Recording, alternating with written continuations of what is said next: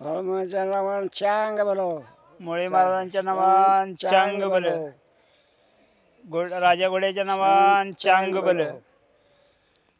मामा तुमचं नाव सांगा. मल्लाप्पा कबुरे रामा हां, गाव कोणतं? कडगाव. कडगाव. कडगावमध्ये बाळूमामा इथे किती वर्षाच्या आधी इथं? तेव्हा एक 2-3 वर्ष आमचा कळतापैकी येऊन गेला आहे ते. आत्ता वर्षाला कवा तरी येते. त्यावेळेला मात्र त्याला बघितलं इथं. हां, असं जायचं होते. इथं काय वस्ती करायला नाही, बाळूमामा सरळ जायचं आता. हां त्यावेळेला बघितलं त्याला. हां. तुम्ही बाळूमामाचे दर्शन घेतलाय? त्यावेळेला भंडार लावून गेला इथं. बाळूमा किती वर्षाचं होतं तरी तुम्ही? तेव्हा 8-9 वर्षाचा होतो. तुम्ही 8-9 वर्षाचा होता. हां, हां. बाळूमामाचा संपर्क? हाय चांगलं तधीपासून आम्हाला काय नाही. हां हाय तसं चांगलं ठेवलं नाही. हां. कवा तरी आता जाऊन येतो. बाळूमामाच्या कृपेने तुम्हाला लाभलेला आहे. हाय. हां. आता वय तरी मामा तुमचं किती असेल? आता 80 या आत बाहेर आहे बघा. 80 यात वय. हां. म्हणजे त्यावेळेसचे काय माणसं काय असं काय लिहून ठेवत नव्हती, त्यामुळे तुमचं जरा मागं पुढे दरवर्ष मागं पुढं होतं आहे, होय. त्याचं काही नाही. आणि मामा आपली शेती? शेती आहे 1-1.5 एकर. हां. एवढ्यातच आता तुमचं आणि काय धंदा करता तुम्ही बाकी? काय शेळ्या मेंढ्या आहेत. शेळ्या मेंढ्या आहेत? मेंढ्या काढला होता. शेळ्या काय 10-15 आहेत. 10-15 शेळ्या आहेत.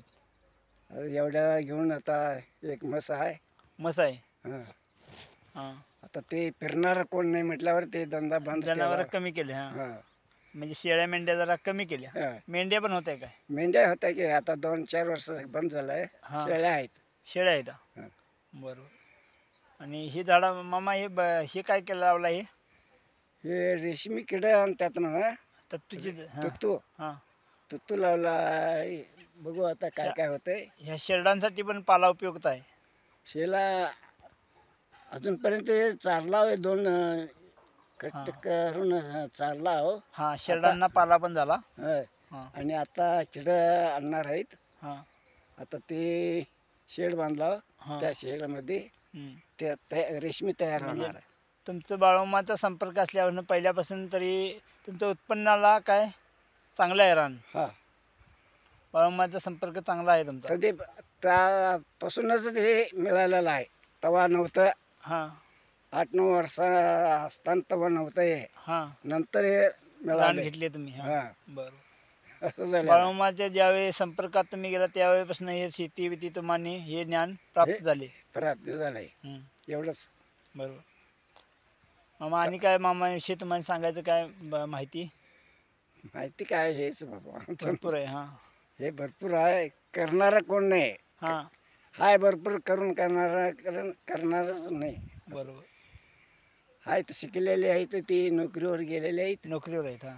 आता ते मुले केव्हा बाळ तरी- नोकरीवर आहेत. हं. मग आता तुम्हाला बाळूमाला जाण्यासाठी कशाने जाता? एसटीने जाता? एसटीने जातो. हां हां. आणि काय बाकी? बाकी नाही. बरं आहे. मग हे गाव कोणतं म्हणला? कडगाव. कडगाव. कडगावपासून आदमापूर